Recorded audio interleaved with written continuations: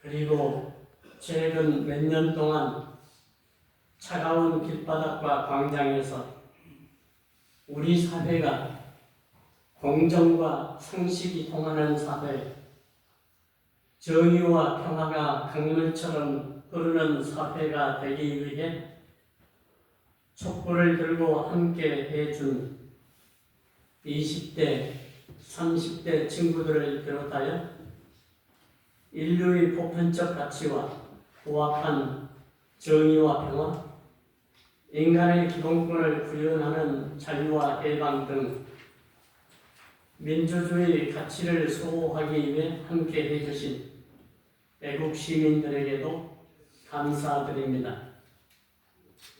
위에 열거해드린 이분들의 희생이 없었다면 우리 사회가 훨씬 더 오랫동안 고통을 당하고 더 많은 사람이 희생되었을 것으로 생각합니다.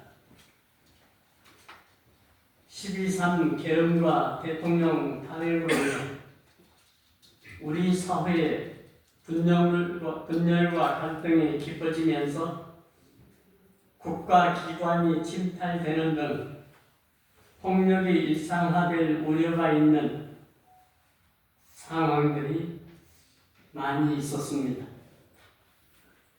그리고 어렵사리 구축해온 우리나라의 품격, 곧 국격도 실추되는 상황이 벌어지고 있었습니다. 이러한 사회적 병리 현상을 치유하고 사회적 화합을 이루기 위해 우리는 신앙인으로서 그리고 애국 시민으로서 우리가 구체적으로 할 수 있고 해야 할 일이 무엇인지 우리 각자가 깊이 통찰하고 각자의 삶의 터전에서 작은 것부터 실천할 수 있는 계기가 되기를 바라며 이 미사를 봉헌합시다. 그뿐만 아니라 우리더러 교회라는 문을 나가서 역사의 현장에 야전병원을 차리고 사회 불의의 희생자들을 보살피자라는 프란치스코 교황님의 호소를 기억하면서 우리는 이에 얼마나 공감하고 투신하였는지 돌아보는 것도 의미 있는 일이라고 생각합니다. 우리는 이 혼란을 극복하기 위해 무엇보다도 우리의 헌법이 지향하고 있는 바와 같이 우리 모두가 함께 살아가는 민주공화국의 기초를 다시 세워야 하겠습니다. 소위 보수와 진보는 상호 적대 관계가 아니라 상호 보완적 관계라고 생각합니다. 이번 윤석열 전 대통령의 탄핵 문제에 있어서 보수나 진보, 양 진영은 모두 헌법 정신과 헌법의 가치를, 헌법 자체를 기준으로 삼아 해결되기를 바랐습니다. 따라서 보수나 진보 양 진영이 공통적으로 수용하고 있는 헌법 정신이나 헌법이 규정하고 있는 법률이나 규정 등 제방 사안들은 진보나 보수를 가리지 않고 모두가 수용하고 지켜야 할 의무가 있다는 것을 우리는 잘 알고 있습니다. 만약에 헌법의 정신과 가치와 헌법 자체를 우리가 거부한다면 우리는 대한민국 국민으로서의 대열에서 이탈하게 되는 것입니다. 헌법의 어떤 조항을 적용하면서 보수나 진보라는 색깔을 입힐 가능성은 있겠지만 헌법의 근본 정신은 진보나 보수, 여야를 떠나 대원칙으로 수용하고 있지 않습니까?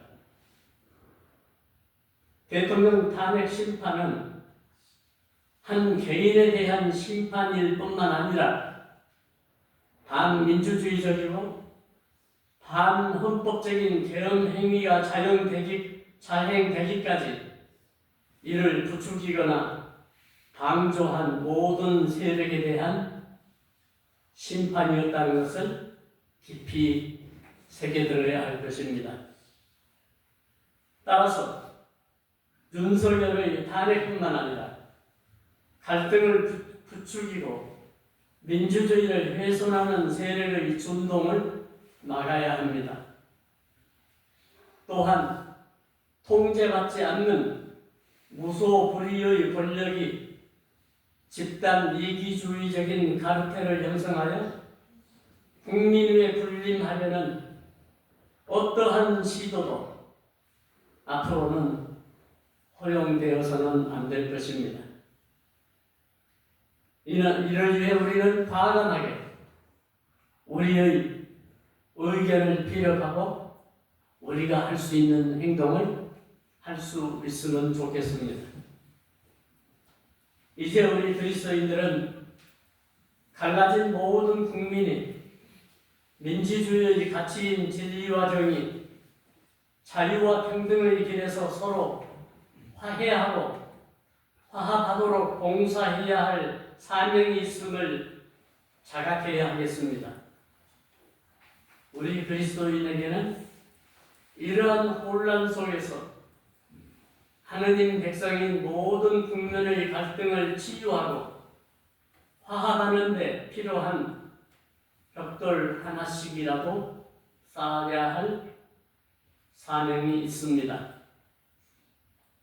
선정하신 프란체스코 교황님은 평소에 인간 사회를 벽으로 막을 것이 아니라 다리를 놓아 서로 소통하고 더불어 살아갈 수 있는 사회를 위해 봉사하자고 호소하셨습니다.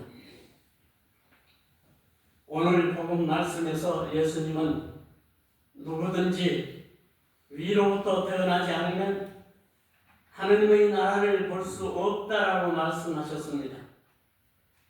이는 곧 새로운 정신, 새로운 마음, 새로운 자세로 새 사람으로 태어나지 않으면 행복한 나라의 일원이 될 자격이 없다는 뜻이 아니겠습니까? 우리가 용서하고 화합하자고 해서 모든 잘못을 덮어두고 있는 것을 없는 것처럼 그대로 지나치자는 얘기는 아닙니다.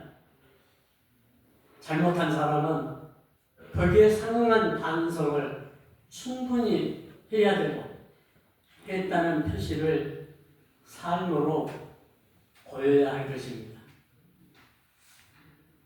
제가 2년 전에 모임이 있어서 일본 히로시마에 간 적이 있었습니다. 몇 년 전에 프란체스코 교황님이 히로시마에 가신다고 그래서 그때 마침 저희가 회의차 로마에 있었기 때문에 급히 고위 성직자분을 만나서 교황님께서 히로시마에 가셔서 아니면 나가사키에 가셔서 원폭 피해자들만 일방적으로 안타깝게 생각한다고 말씀하시면은 한국이나 동남아 여러 국가 국민들은 아주 안타깝게 생각할 것입니다. 왜 원폭이 투하됐는지, 두 번 다시 이런 비극이 일어나는 원인 제공을 하지 말자. 그리고 원폭 피해자들에 대한 희생에 대해서 충분히 말씀하셔도 좋겠습니다라고 제가 말씀드린 바 있습니다. 히로시마에 가면은 여러분들 방문하신 분들도 많이 계시겠지만은 원폭 피해자 박물관이 있습니다. 거기 가면은 원폭으로 인해서 피해받은 피해받은 그런 상황들을 적나라하게 전시해 놨습니다. 자연스럽게 연민의정이 일어나지 않을 수 없게 되어 있습니다. 다 둘러보고 나서 저는 한 가지 섭섭한 마음이 들었습니다. 차라리 거기에다가 처음이든지 마지막에 온폭의 원자폭탄이 떨어지지 않으면 안 됐을 만한 어떤 역사적인 배경이 무엇이었는가 한 문장이라도 적어서 2번 다시 이런 역사적인 과오를 범하지 말고 앞으로 평화를 추구하자라는 그 문장 하나라도 박물관에 있어서 좋았을 걸 하는 아쉬움이 없지 않아 있습니다. 우리 사회에서도 마찬가지입니다. 우리는 이제까지 많은 경우에 보면 정치적 역사의 배경을 보면 잘못한 사람이 잘못했다고 형식적으로 얘기하면 그냥 지나가고 맙니다. 바티칸 고위 성직자가 저에게 그런 얘기를 했습니다. 일본이 한국에 사죄 안 했냐? 그래서 제가 이렇게 대답했습니다. 했습니다. 그러나 형식적으로만 했습니다. 독일 사람들이 폴란드 사람들에게 무릎을 꿇고 진정으로 사죄를 하고 거기에 상응한 보상을 계속하고 거기에 비해서 일본에서는 어떻게 하면 사죄라는 표현도 좀 약하게 할까, 아름답게 할까 그렇게 생각하면서 하는 동 마는 동 사죄를 했으면 독도를 자기네 땅이라고 말할 수 없습니다. 진정으로 반성을 안 했기 때문에 그런 일이 일어난 거 아닙니까? 우리 한국 국민들은 진정한 사죄를 원합니다. 저는 이 똑같은 말을 우리나라 사회에도 그대로 적용해보고 싶습니다. 잘못한 사람들, 아직도 무엇을 잘못했는지 모릅니다. 숫자가 모자라서 졌다고 생각만 하지, 자기네들이 무엇을 잘못했는지 아직도 인정하고 있지 않은 것 같습니다. 이것은 두고두고 갈등의 문제입니다. 이런 상황에서 우리 그리스도인들은 어떻게 해야 할 것인가? 우리 각자가 다시 한번 촛불을 들어야 되겠습니다. 개인이 가지고 있는 촛불은 어지간한 바람에는 쉽게 꺼져버리지만 수백 명, 수천 명이 함께 든 촛불은 쉽게 꺼지지 않을 것입니다. 촛불이 모여서 횃불이 되고 그 횃불은 쉽게 꺼지지 않습니다.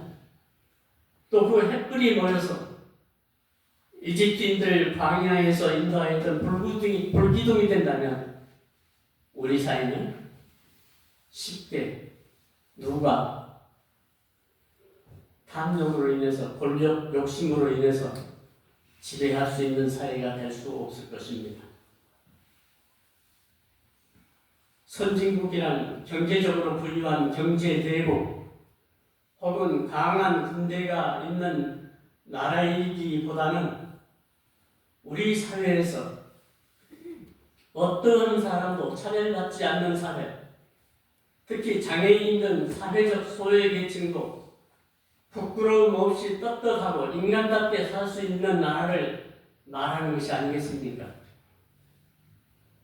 또한 우리 청소년들이 꿈을 꾸게 하고 그 꿈을 위해 정직하고 성실하게 노력하면 새로운 기회가 주어진다는 것을 믿게 하는 등 우리 모두의 사회권이 넉넉하게 보장될 수 있는 나라로 성장하기 위해 우리 모두 오늘 복음에서처럼